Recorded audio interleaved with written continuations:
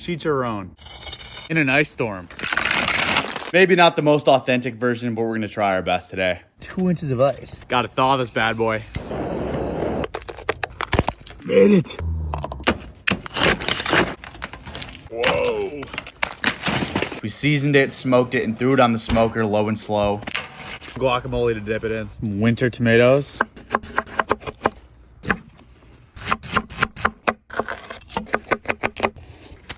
Avocados, lemon pepper, sour cream, cilantro, red onion, tomatoes, jalapenos, and lime. Mix that up. Creamy goodness. It was so cold outside, it took forever to boil. By the time it was done, it was dark out. Whoa. The crispy, fatty chicharron mixed with the fresh guac. Unbelievable combo.